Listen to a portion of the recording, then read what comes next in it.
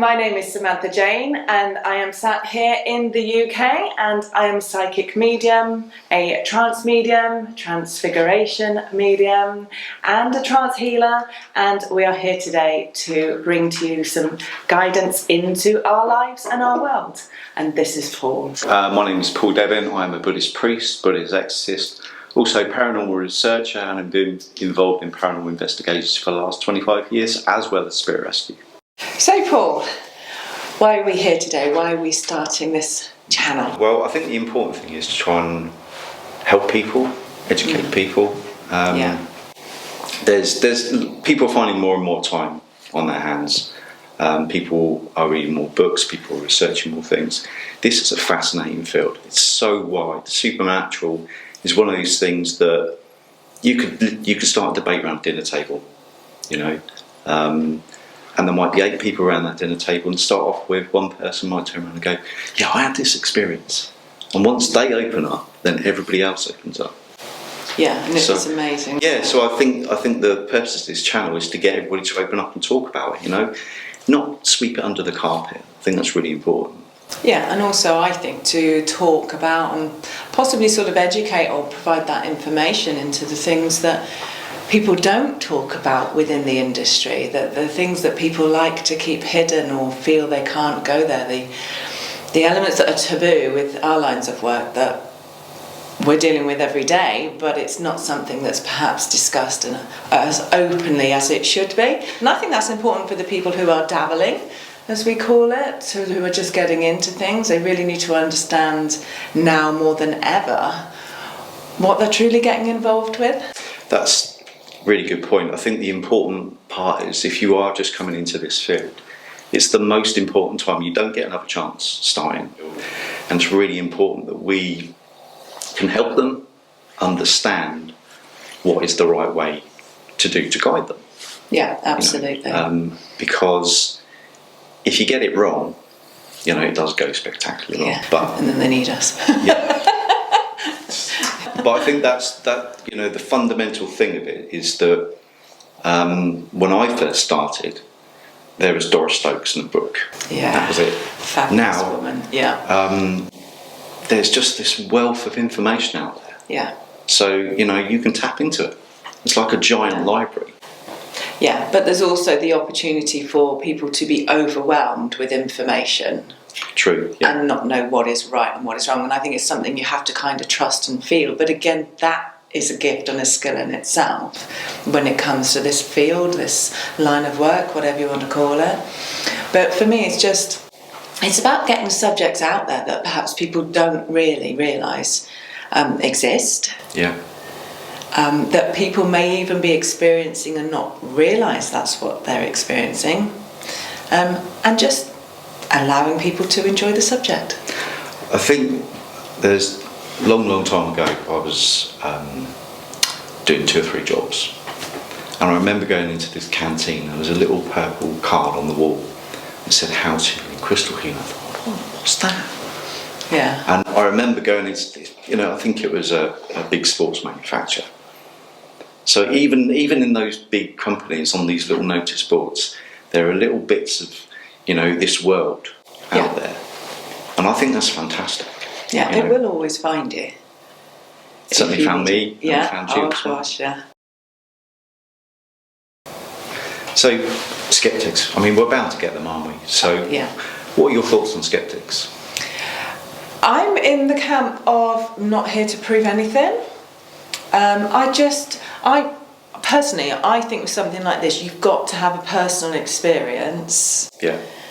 To be a believer. I could sit here and rattle off 1,000 stories to you, which to me are absolute proof. But until you've stood in it firsthand, you're not going to believe, or you know. So there will always be skeptics. But I also believe it's not my role to prove anything. True. A good analogy of that, my grandmaster taught me, is that if you take a boy who's lived and grown up in the desert, and you say, there's this white stuff that comes down from the sky, and you can make igloos, a snowman with it, and he'll go, yeah, whatever, I don't know what you're talking about. Yeah. Take him to the North Pole, throw him in the snow, and say, right, get on with it. Get on with it. Get on with it. Because that's how you experience it. It's no good. talk to you till I'm blue in the face, but Yeah. you're not going to know what I'm going on Absolutely. about. I used to take a skeptic with me. He was a filmmaker called Larry. Yeah. On all our investigations. Yeah. And we had some great conversations. I think you can't just turn around and say, these exist, that's it. Yeah. You have to have a healthy amount of banter.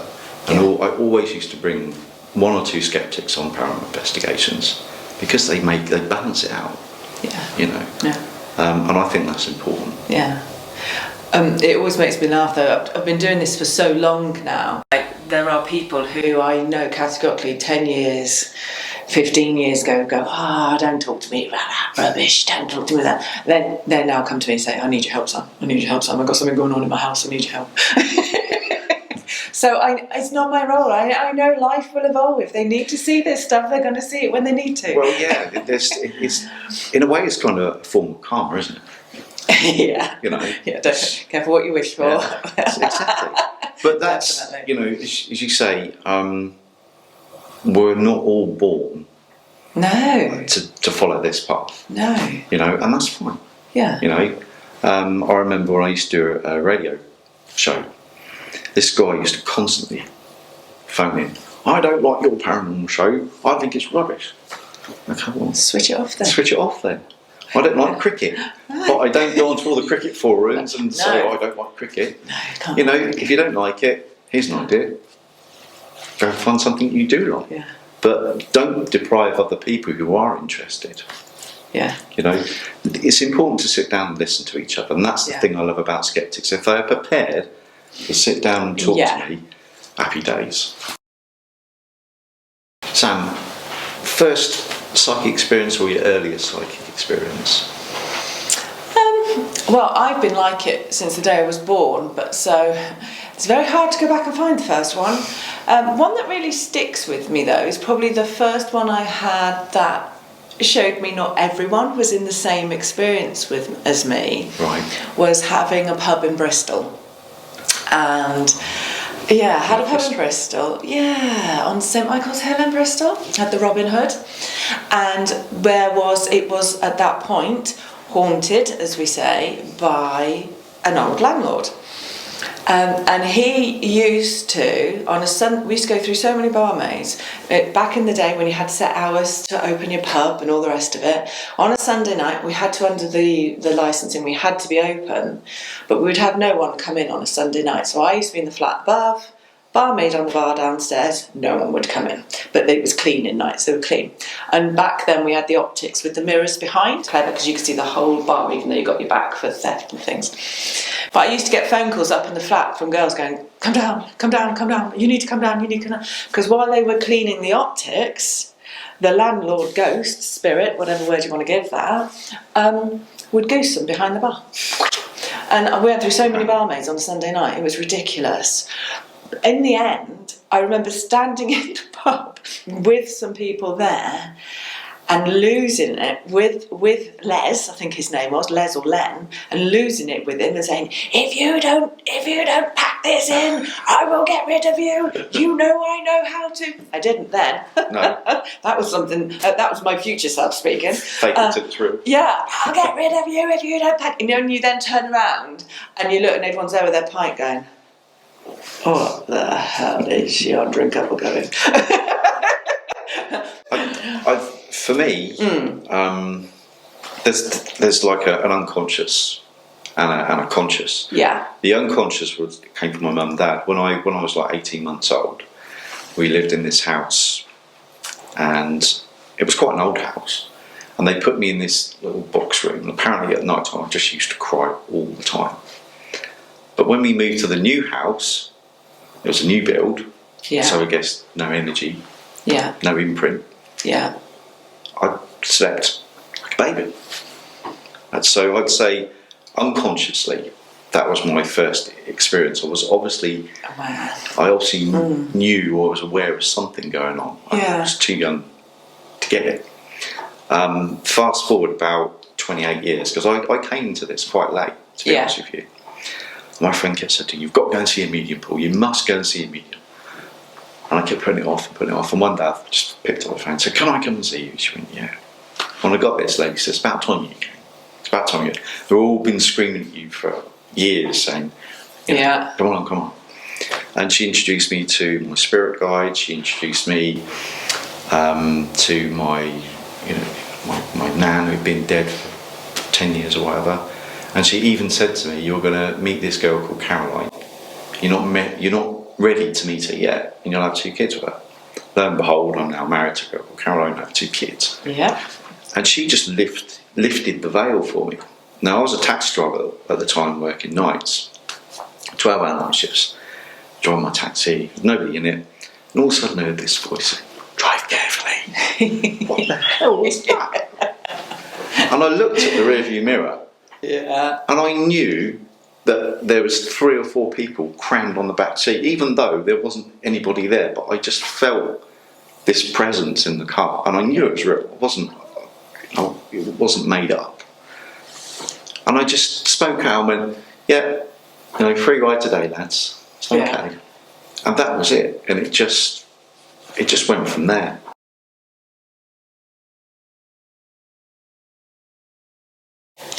So what would you say are the highs and lows of having these abilities? Let's start with the highs first. Okay. I think the highs of this is that you get the opportunity to help people. You get the opportunity to put the missing piece of the jigsaw in that other people may not necessarily see. So they're looking at it from the table, and you can look at it from above, so you can see more. That is a real high for me. When you connect the dots up, and you help people, and you give them freedom. So by helping them, you let them move on.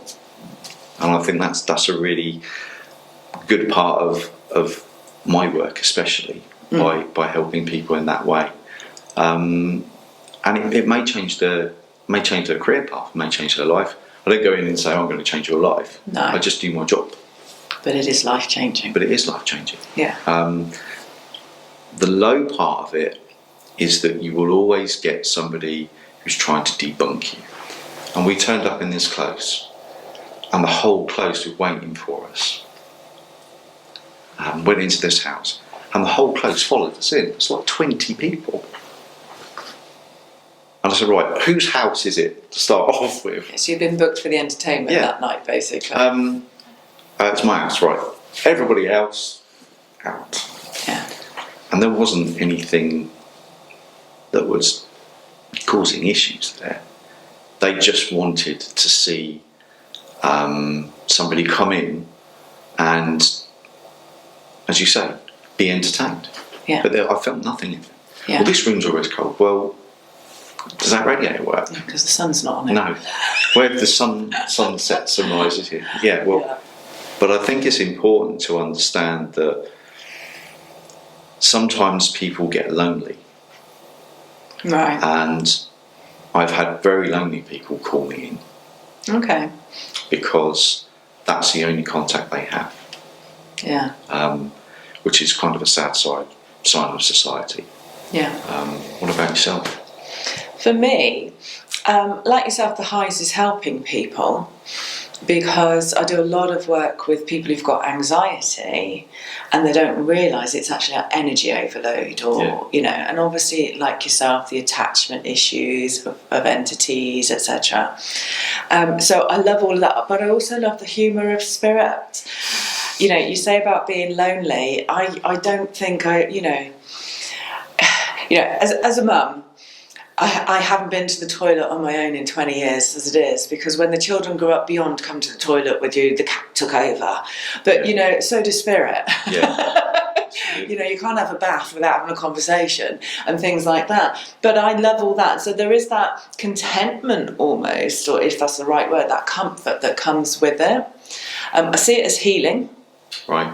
100% believe spirit work is healing, not just for the person still here in the physical body, but also for the people in spirit world as well. Lows, again, like yourself, dealing with skeptics, people not getting you, not understanding, people thinking you're a mind reader. Yeah. Yeah, that I should know everything. Do you know what my lows are? Watching people suffer because they don't get it, they don't understand it, they're not open to it. Yeah, you can't help everybody. You can only help people who want to be helped. Yeah. And it is difficult. Yeah. As an exorcist, people say, well, you can go in and sort that. Sometimes you can't help them. No. And that's their issue to deal with. Yeah, but when you say, see, I feel as well that sometimes that's their karmic trail. So we're not allowed, I can know when something is going to occur, but I also am told I'm not to give it. Right. Because they have to walk through this path for the learning, the spiritual growth, the karmic rebalance, all of these things. Of course, skeptics always think you shouldn't be charging for your time as well. There's that. I argue that. I've got no qualms with charging. I always say to people, you come and spend an hour with me, I'm giving you an hour of my life. I'm never going to get that hour back. But you're not just paying for that hour. I've been doing this for 30 years, 20 years publicly. You know, you're paying for that knowledge. I think I always will turn around to people and say, well, if the boiler's on the blink, you call a plumber. Yeah. You're not going to pay him with a bacon sandwich and a cup of tea. No. You know, you just wouldn't do it. Yeah. But I've never had anybody turn around to me and say, that's too much. No. You know, because they're the people who value your service. Nobody's ever turned around and not valued it. I was in this for a long time before I started charging. Yeah. Because the culture around me was, well, you don't charge, you know, that doesn't happen. And I felt guilty. I didn't own it back then. And when I first moved to Swindon in the UK, about 10 years ago, this lady phoned me up. She said, my daughter's got these issues. Could you come and have a look?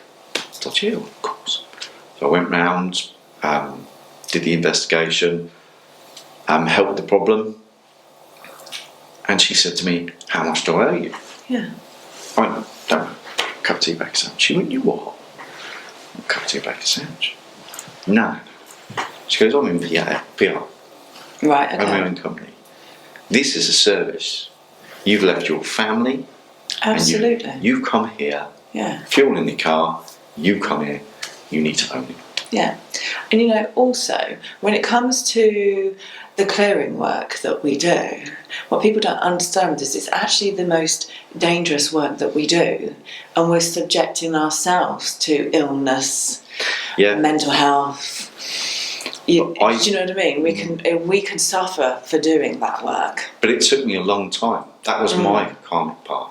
Yeah. You know, that path was laid out to me to go to that lady, to experience that. 100%. And now, you know, look at me now. We have a good relationship.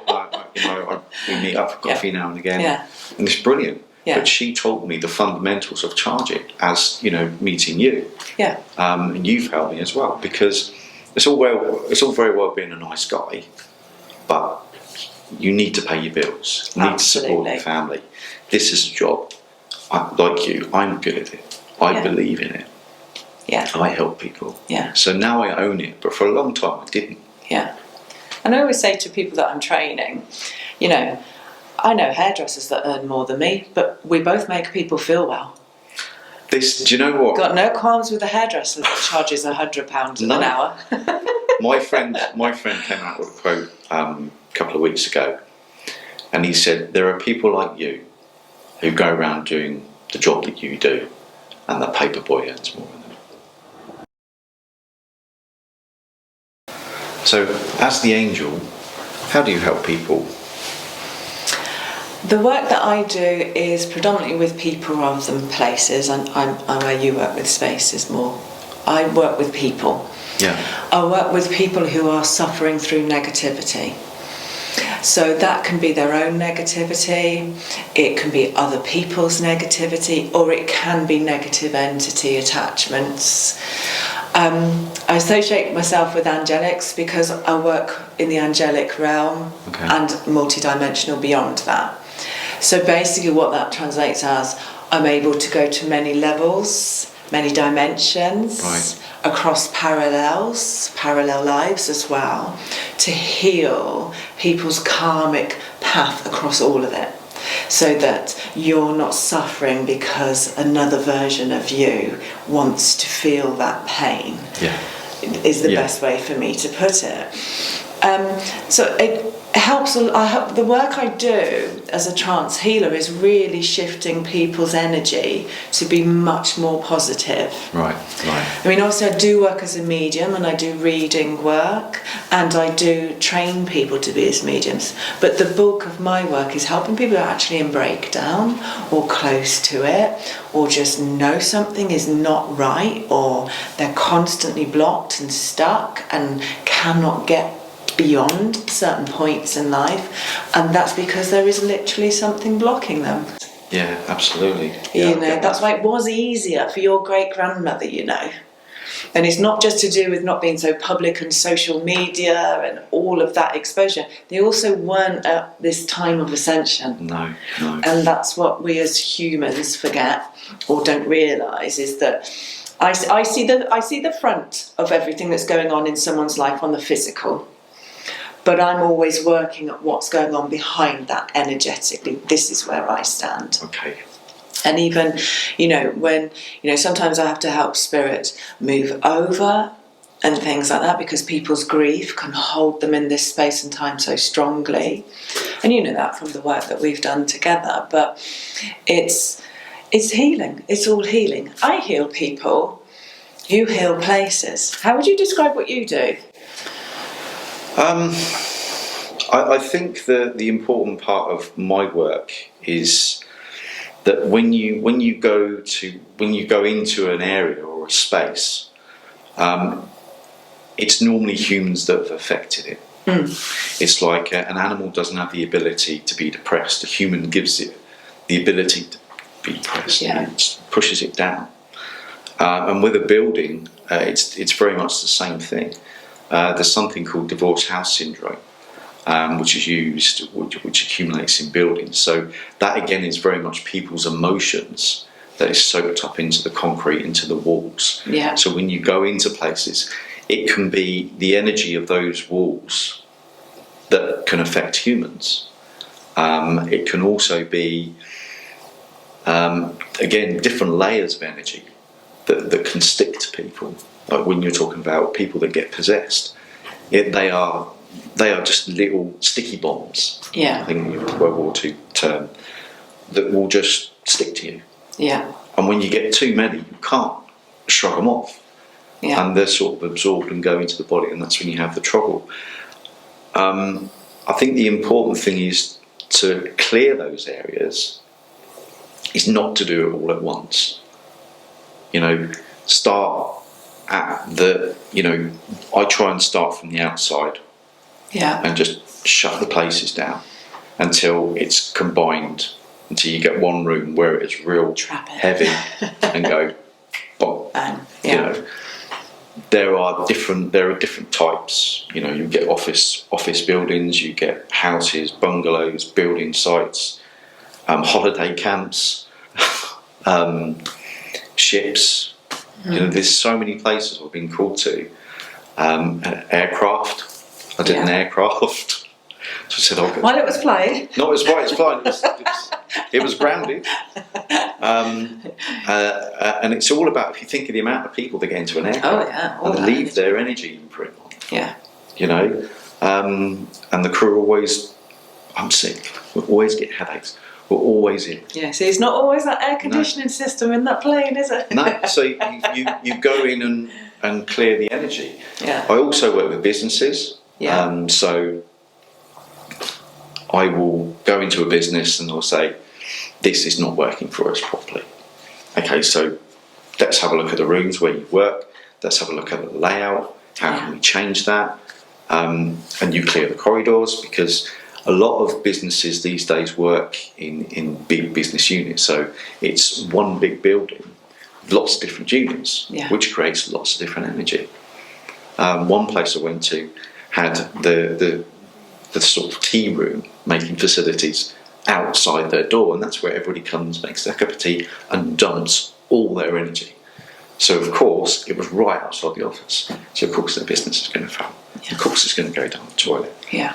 So it's great that businesses now have the ability to go, well, I've tried everything else. How about if we get this guy in and make a difference, see if it works? Yeah. People mortgage their houses into their businesses. They put everything into it. Yeah.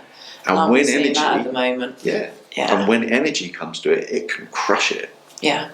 So, People need to see business as a separate entity, don't you think? yeah, absolutely. Yeah. And I think again, I'm so blessed and so honoured to do the work I do, to have this opportunity to go in and help people.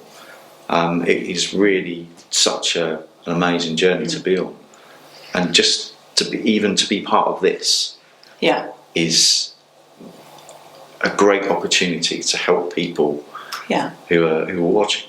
Yeah. Because obviously you are the exorcist, Yeah. and you do perform exorcism, if that's the right word, Yes. Yeah. on people. Yes. And that needs to be highlighted as well. And sometimes you get called out in the middle of the night or whatever. Yeah.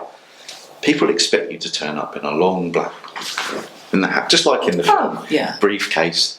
Where's it? A lot of people will say to me, "Where's your Bible? Where's your briefcase?" Yeah.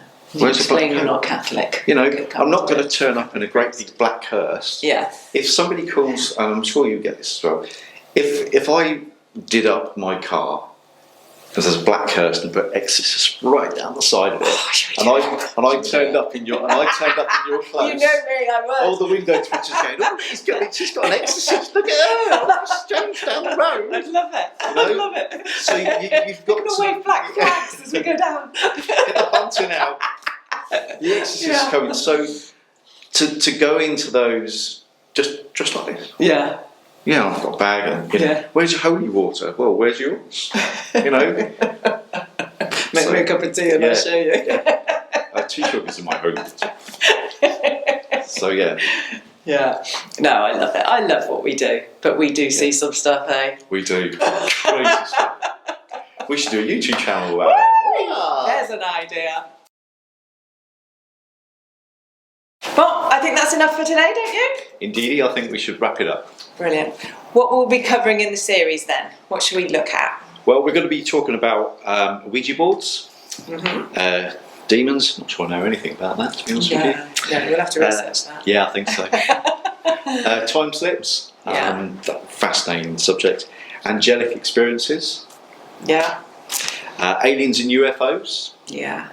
and also the one that I really like, the hauntings. Love a good haunting. Don't we just? So if you have enjoyed the show, then please remember to click like, subscribe, and don't forget to hit the bell so you know when the next one comes on.